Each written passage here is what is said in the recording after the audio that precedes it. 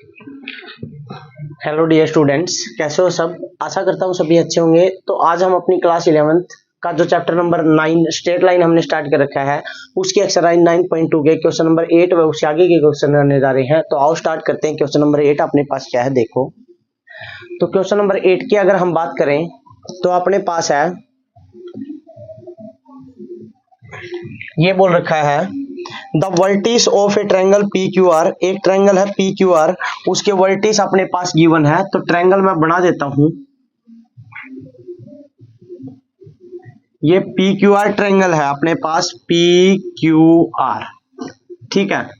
इसके वर्टिस है, पी वाला ट्रायंगल जो वर्टिस है वो है 2 1, क्यू वाला वर्टिस है वो अपने पास -2 3 और आर वाला वर्टिस है वो अपने पास है 4 और 5, ठीक है।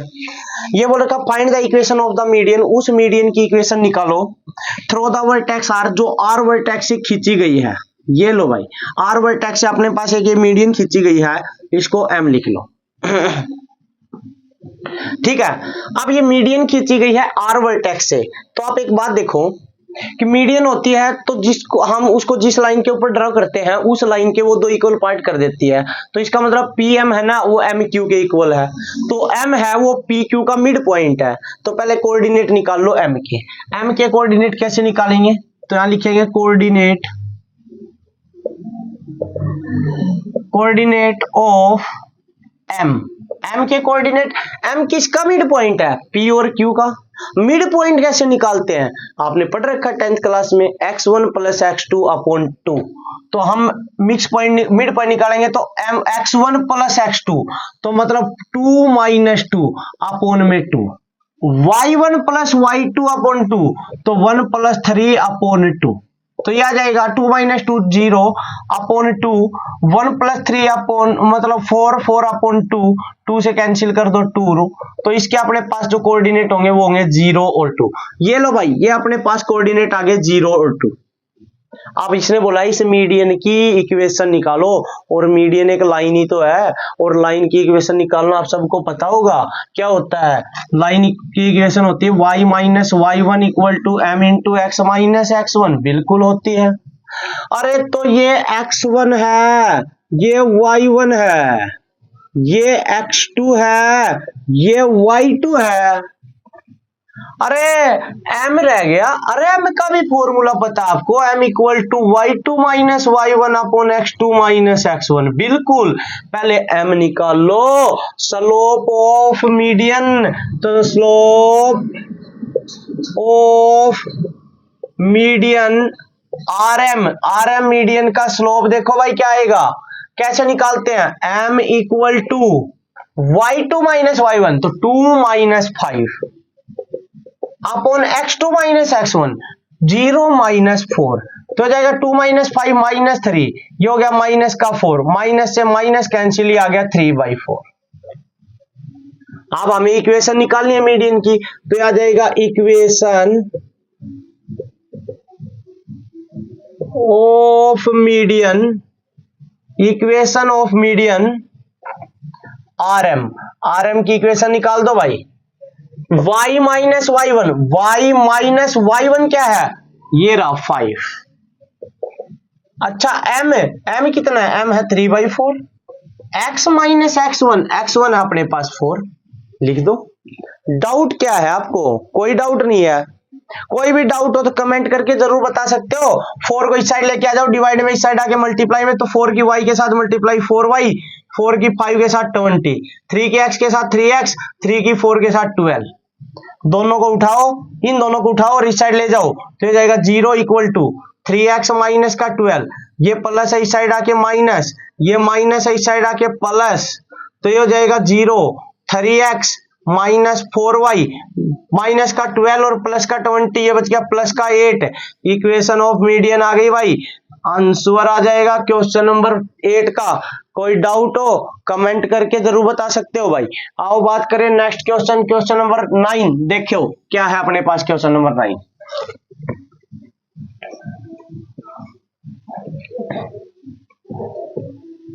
क्वेश्चन नंबर 9 की अगर हम बात करेंगे तो क्वेश्चन नंबर 9 हमें बोल रखा है, ये बोल रखा है find the equation of a line. एक लाइन की इक्वेशन निकालनी है भाई। ठीक है, पासिंग थ्रू द पॉइंट, इस पॉइंट से तो पास हो रही है, एक लाइन है वो उसकी इक्वेशन निकालो जो इस पॉइंट से पास हो रही है। किस पॉइंट से? एक पॉइंट है ये वाला -3 और 5, इस लाइन की इक्वेशन निकालें, इसका पासिंग पॉइंट है ना ये -3 5 है, ठीक है। And perpendicular to the line, और ये लाइन एक लाइन के ऊपर परपेंडिकुलर है, इस लाइन के ऊपर, उसके कोऑर्डिनेट क्या है?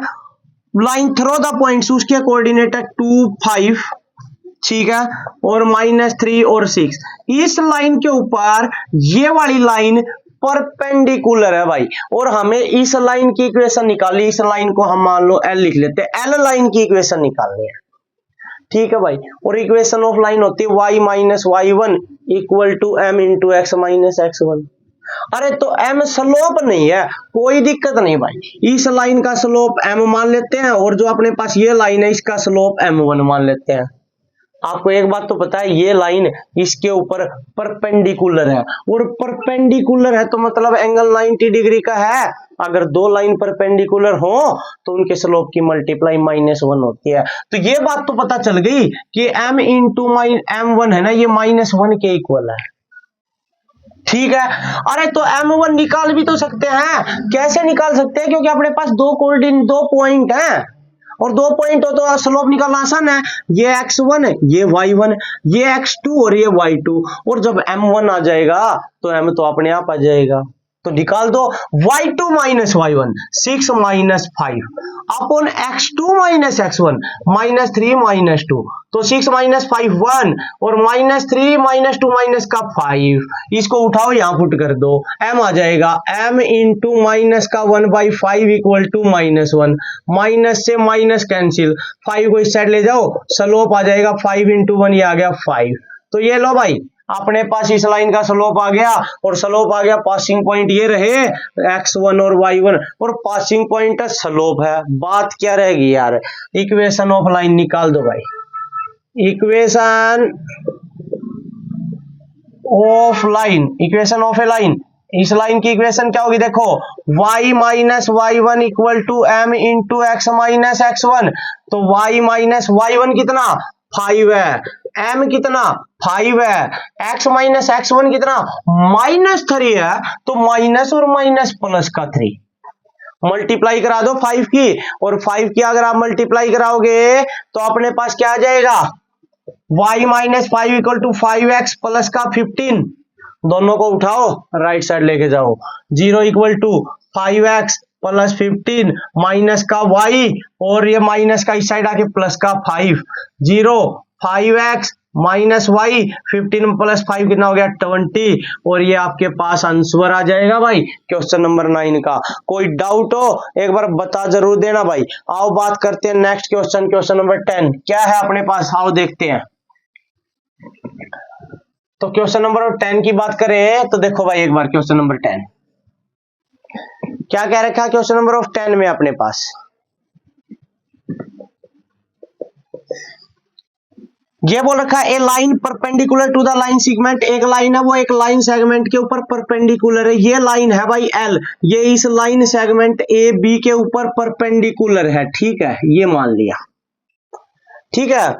Line segment joining the point, वो लाइन सेगमेंट इन दो पॉइंट से मिलकर बना हुआ है भाई, और वो पॉइंट अपने पास पहला है 1 0 और दूसरा है 2 3, ठीक है भाई। Divide it in the ratio 1:n, और ये लाइन इसके ऊपर परपेंडिकुलर है ना, तो इसको इस रेशियो में डिवाइड करती है। किस रेशियो में? ये पॉइंट मान लो m है, ये यहाँ पर डिवाइड करता 1:n, 1:n में डिवाइड करती है भाई, ठीक है भाई। Find the equation of the line, line की इक्वेशन निकाल दो यार। एक बात बता दो भाई, इस लाइन का स्लोप अगर हम m मान ले तो इस लाइन का स्लोप m1 मान लो, और ये दोनों लाइन देखो, ये लाइन इस लाइन सेगमेंट के ऊपर परपेंडिकुलर है, एंगल 90 डिग्री का परपेंडिकुलर है, तो अभी बताया था दो लाइन परपेंडिकुलर और स्लोप की मल्टीप्लाई -1, तो यहां लिख दो m × m1, ये -1 है भाई, बिल्कुल है। अरे तो m1 निकाल सकते हैं, बिल्कुल निकाल सकते हैं, m1 आ गया तो m अपने आप आ जाएगा। m1 कैसे आएगा? x1 y1 x2 y2, ठीक है भाई, ठीक है भाई, ठीक है। तो देखो y2 - y1 3 - 0 upon x2 - x1 2 - 1, ये आ जाएगा 3 - 0 3, 2 - 1 1, तो ये आ गया भाई m1। अरे तो m भी आ जाएगा, ये आ जाएगा m into 3 equal to -1, m equal to -1/3।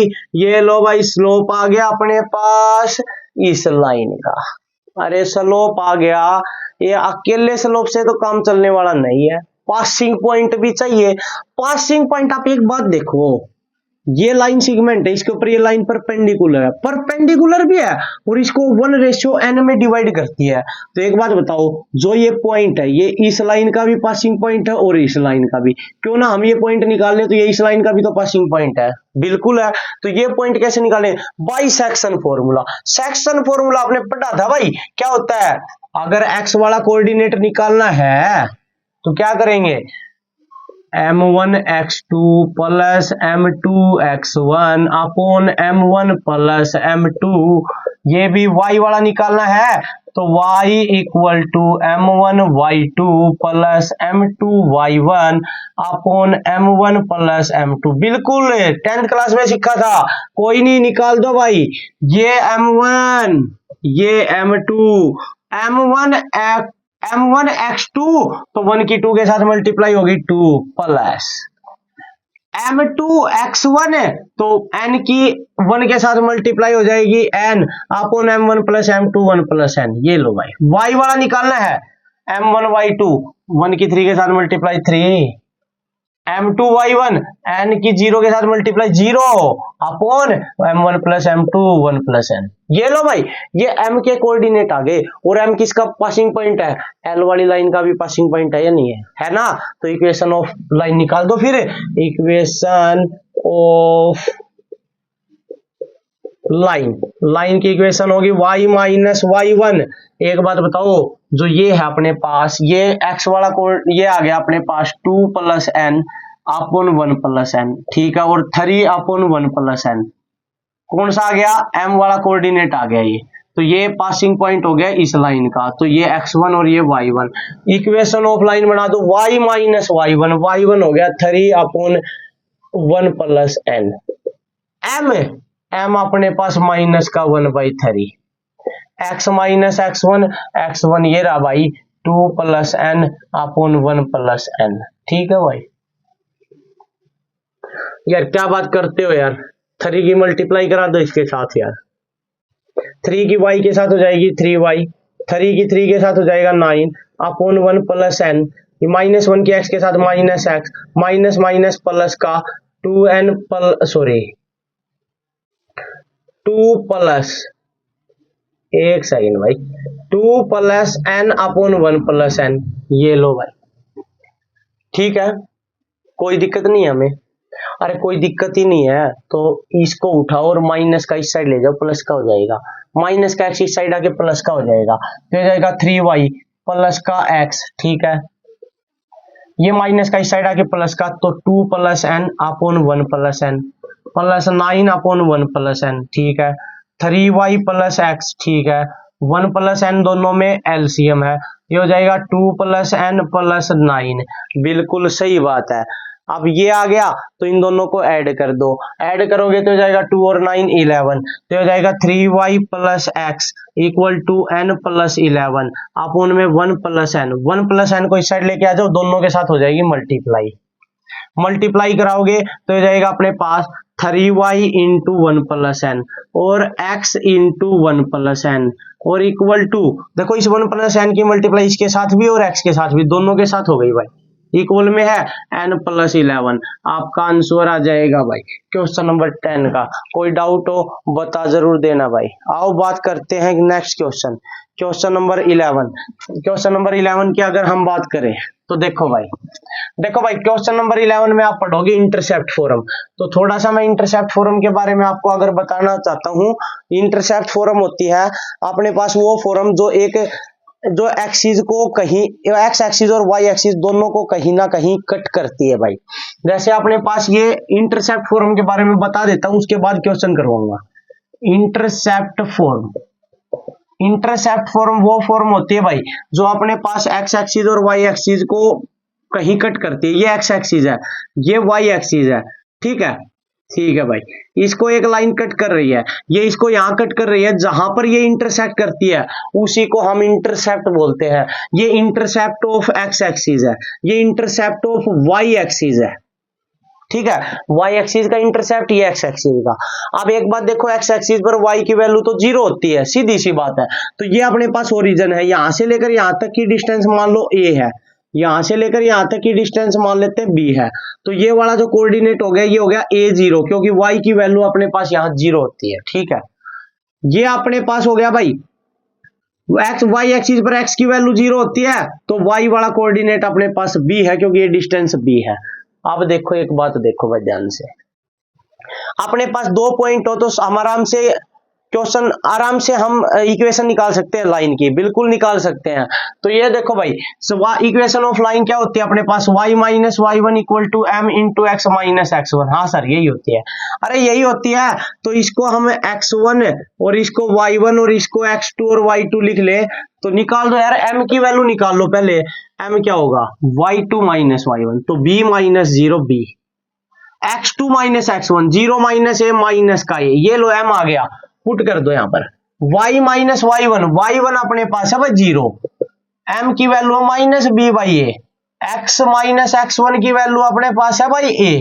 ठीक है, इस a को इस साइड ले आओ, a की y के साथ मल्टीप्लाई ay, माइनस b किसके साथ मल्टीप्लाई, माइनस का bx, माइनस माइनस प्लस का ab, इसको इस साइड ले आओ भाई, ay plus bx equal to ab।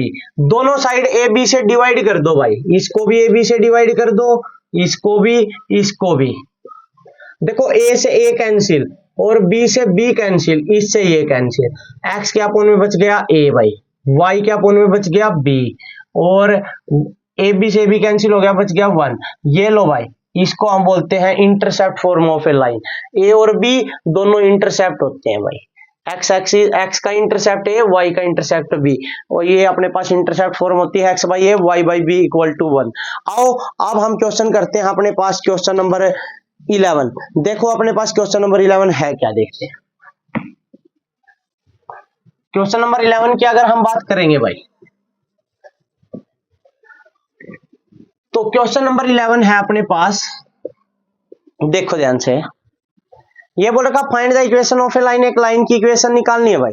ठीक है भाई, that cut off equal intercept on the axis, उसके इंटरसेप्ट है ना ऑन द कोऑर्डिनेट एक्सिस, उन एक्सिस के साथ में जो इंटरसेप्ट है वो एक्स और वाई के साथ वाले इंटरसेप्ट दोनों इक्वल है। एक बात बताओ, इंटरसेप्ट फॉर्म मैंने अभी बताई थी, X by A Y by B equal to 1। हाँ, ये दोनों इंटरसेप्ट है, मतलब ए और बी, और ये बता दिया दोनों के दोनों इक्वल है भाई, ये कंडीशन गिवन है, दोनों इक्वल इंटरसेप्ट है। ठीक है भाई, and passing through the point, और इसके पासिंग पॉइंट भी बता दिए भाई, पासिंग पॉइंट,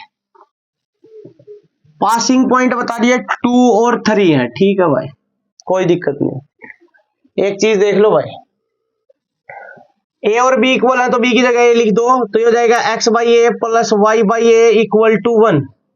पासिंग पॉइंट है भाई 2 और 3, इन 2, तो x की वैल्यू 2 है और y की वैल्यू 3 है भाई, तो x की जगह लिख दो 2, y की जगह लिख दो 3, और एलसीएम अपोन में a और इक्वल टू 1। a को इस साइड ले जाओ, ये 2 प्लस 3 हो गया भाई 5 इक्वल टू a, तो ये लो भाई a की वैल्यू आ गई, बिल्कुल आ गई। इसको उठाओ, यहां इस इक्वेशन नंबर 1 में पुट कर दो, इसमें पुट करेंगे तो लिखेंगे पुट इन इक्वेशन 1, तो हो जाएगा x x upon 5 y upon a की जगह पर 5 और इक्वल टू 1, 5 एलसीएम, तो हो जाएगा x plus Y upon 5 equal to 1। 5 को इस साइड ले जाओ भाई, ये हो जाएगा x plus Y equal to 5। आप देखो भाई, आपके आंसर में 5 राइट साइड लेके, लेफ्ट साइड लेके आए हुए हैं, तो प्लस का 5 इस साइड आगे हो जाएगा माइनस का, तो माइनस का 5 और इक्वल टू 0। ये लो भाई, आपका आंसर आ जाएगा, इक्वेशन ऑफ लाइन आ जाएगी। कोई भी डाउट हो आप कमेंट कर सकते हो भाई। तो आज के लिए इतने ही, बाकी क्वेश्चन हम नेक्स्ट वीडियो में करेंगे, तो मिलते हैं जल्द ही नेक्स्ट वीडियो के साथ। Thank you and have a nice day.